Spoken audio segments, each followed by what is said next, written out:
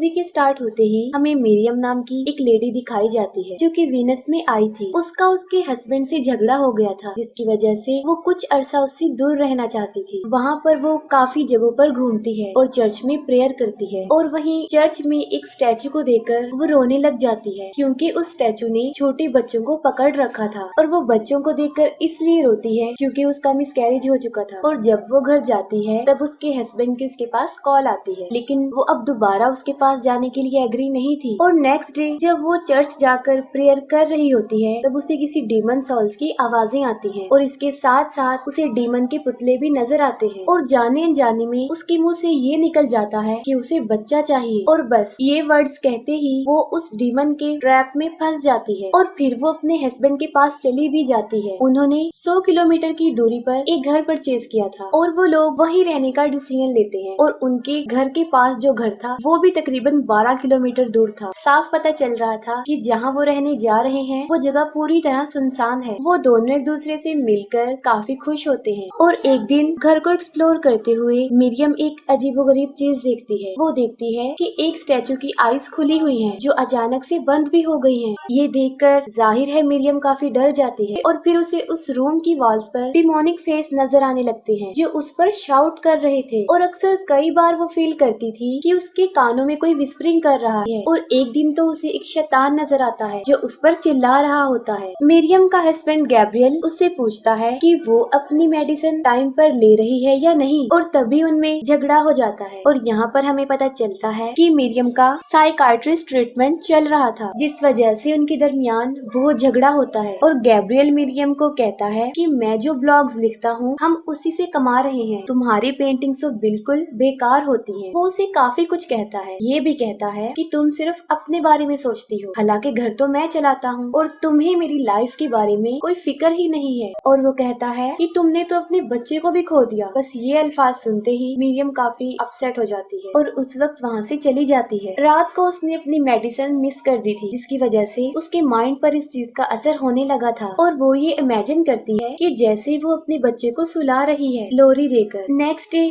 उनमें फिर झगड़ा होता है। गैब्रियल उसे बोलता है कि कल तुमने मेरी क्लासिक कार को तोड़ दिया है जो पूरी दुनिया में सिर्फ 400 थी। अब वो भी शदीद गुस्से में आ चुका था और वो गुस्से में आकर खुद ही गाड़ी को तोड़ने लगता है जिस पर मिरियम गैब्रियल को पंच मारकर वहाँ से चली जाती है। इसके बाद वो अपनी सारी मेडिसिन को फेंक देती है और गुस्से के आलम में एक पेंटिंग बनाती है और जब वो पेंटिंग फाइनली बन जाती है तो वो बहुत ज्यादा भयानक होती है। गैब्रियल अपने स्टडी रूम में बैठा होता है और वो फील करता है कि उसके अलावा भी वहाँ पर कोई है, यानी उसे किसी की प्रेजेंस महसूस होती है। और जब वो आग के पास बैठा होता है तब किसी की विस्परिंग करने की आवाज उसे सुनाई देती है और अचानक से उसके सामने कोई आ जाता है जो उस पर अटैक कर देता है और फिर सर पर हमला करने के बाद उसे मार डालता है। दूसरी तरफ मिरियम जो कि नींद से जागती है और उसके हाथों पर पेंट के अलावा ब्लड भी लगा होता है लेकिन वो इस पर ज्यादा ध्यान नहीं देती। और यहाँ पर हमें ये बताने की कोशिश की जा रही है कि मिरियम ने ही गैब्रियल को मारा है। अब क्योंकि उसे मेंटल डिसऑर्डर था तो वो सब कुछ भूल चुकी थी। फिर वो अपने हाथ धोती है और जब वो पीछे मुड़कर देखती है तो अचानक से उसके सामने वो खौफनाक पेंटिंग आ जाती है जो उसने बनाई थी। और जब वो वापस आकर देखती है तो वो पेंटिंग एग्जैक्ट अपनी जगह पर होती है और पेंटिंग को देखते ही उसे बहुत सारे विजन्स आते हैं जैसे वो खून पर बार बार स्लिप हो रही है, लेकिन असल में ऐसा नहीं होता। वो बिल्कुल अपनी जगह पर ही खड़ी होती है और जमीन पर भी कोई खून नहीं होता। वो अपने स्टूडियो से बाहर आकर गैब्रियल को हर जगह ढूंढती है और वापस अंदर चली जाती है,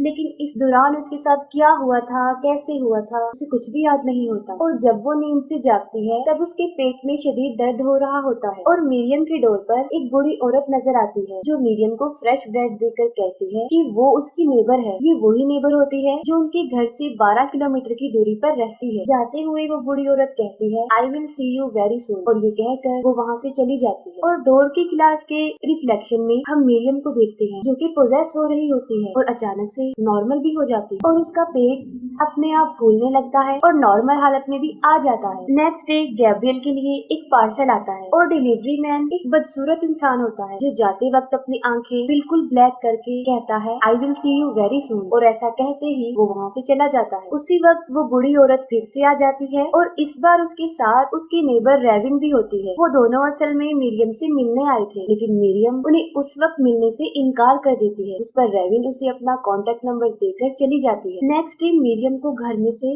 किसी की आवाजें आती हैं और वो सोचती है मे बी ये गैब्रियल हो, लेकिन वो गैब्रियल नहीं होता बल्कि वो एक डीमन होता है जो बुरी तरह मीरियम के पीछे पड़ जाता है और मीरियम एक स्टोर रूम में छुपकर अपनी जान बचाती है और वो डीमन कुछ देर वहाँ पहरा देने के बाद चला जाता है। मीरियम परेशानी की आलम में जब बैठी होती है तब उसकी डोर पर 3 लड़कियाँ आती हैं। वो तीनों लड़कियाँ उसे बताती हैं कि हमें वो बुरी औरत यानी बेला और रेविन ने भेजा है और वो मीरियम को उसकी पेंटिंग्स दिखाने के लिए कहती हैं। और जब वो लोग स्टूडियो तक पहुँचते हैं तब वो मीरियम को कहती हैं कि वो हमें अंदर आने के लिए इनवाइट करे। यहाँ हमें पता चलता है कि वो तीनों लड़कियाँ भी डीमन की फॉलोअर्स थी जो विदाउट परमिशन कहीं पर भी जा नहीं सकती थी। और जब मीरियम उनसे बातचीत कर रही होती है तब वो लड़कियाँ अपने असली रूप में आ जाती हैं जो मीरियम को काफी टॉर्चर करती हैं। तंग आकर मीरियम उन्हें वहाँ से जाने का कहती है और उनके जाते ही वो खुद भी गैब्रियल की टूटी हुई कार में बैठकर वहाँ से भागने का सोचती है, लेकिन कार स्टार्ट ही नहीं हो रही थी और उसके ऑपोजिट कार का एफएम खुद ब खुद चल पड़ता है और साथ ही गाड़ी को आग लग जाती है। मीरियम किसी तरह अपनी जान बचाकर कार से बाहर आ जाती है। उसका घर अंदर से लॉक होता है जिसकी वजह से वो बाहर ही फंस जाती है, लेकिन फिर वो विंडो का कांच तोड़कर अंदर जाती है। और रात में जब वो रेविन को कॉल करती है तो वहाँ पर किसी इंसान की बजाय एक शैतान की आवाज आती है और वो शैतान उसे कहता है यू मेड अ प्रॉमिस। और ये वही प्रॉमिस था जो मीरियम ने बच्चा लेने के बदले में किया था कि वो बच्चा लेकर कुछ भी कर ले। वो गन लेकर बाहर जाती है लेकिन बाहर उसे कोई भी नहीं मिलता, लेकिन जब वो अपने स्टूडियो से बाहर आती है तब उसे वहाँ पर रेविन मिलती है और वो उसे मारने का सोचती है क्योंकि उसको लगता था कि रेविन भी शायद एक डीमन है, लेकिन रेविन उसे रिलैक्स करती है। और जब वो घर में जाने के लिए डोर ओपन करती है तब मीरियम तो अंदर चली जाती है, लेकिन रेविन उसे कहती है कि मुझे अंदर आने के लिए इनवाइट करो, जिससे वो समझ जाती है कि रेविन भी एक डीमन फॉलोअर है और वो दरवाजा बंद कर देती है। और उसे रूम की हर विंडो पर बहुत सारे डीमंस नजर आते हैं, लेकिन असल में वहाँ पर कोई भी नहीं था, वो डीमन ही उसे विजन दिखा रहा था। और यहाँ पर हमें ये पता चलता है कि ना तो वो तीनों लड़कियाँ और ना रेविन डीमन की फॉलोअर थी, बल्कि ये सिर्फ डीमन ही था जो मीरियम को विजन दिखा रहा था। और जाने अनजाने में मीरियम बाहर खड़ी हुई रेविन को शूट कर देती है। नेक्स्ट डे वहाँ पर 2 डिटेक्टिव आते हैं। एक समझता है कि शायद मीरियम पागल है, जबकि दूसरा समझता है कि असल में कोई डीमन हो सकता है और कुछ तो गड़बड़ है। वो मीरियम को अपना कॉन्टेक्ट नंबर देकर चले जाते हैं। उनके जाते ही मीरियम सारे घर को अंदर से सील करती है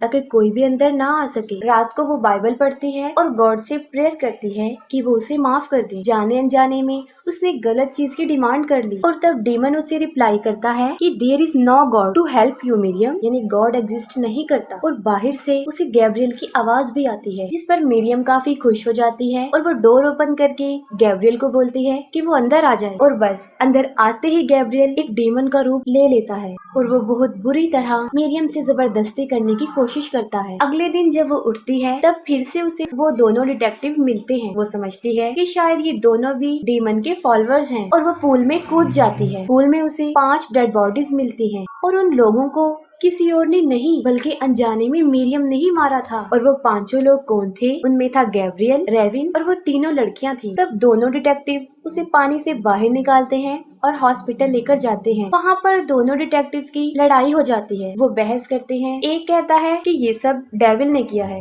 जबकि दूसरा कहता है कि नहीं, ये मीरियम ने किया है, उसने अनजाने में खुद को चोट पहुँचाई है क्योंकि वो तो पागल है। लेकिन जब वो अंदर देखते हैं तो वो देखते हैं कि मीरियम का पेट काफी फूल चुका है, जिसे देखकर वो काफी कंफ्यूज हो जाते हैं कि आखिर एक दिन में किसी का इतना ज्यादा पेट कैसे फूल सकता है। और बिलाखिर दोनों इस बात पर एग्री हो ही जाते हैं कि ये सब कुछ डीमन का ही काम है। और मूवी के लास्ट में हमें बिगिनिंग लिखा हुआ नजर आता है, जिससे जाहिर होता है कि ये तो अभी शुरुआत थी और इसके साथ ही मूवी एंड हो जाती है।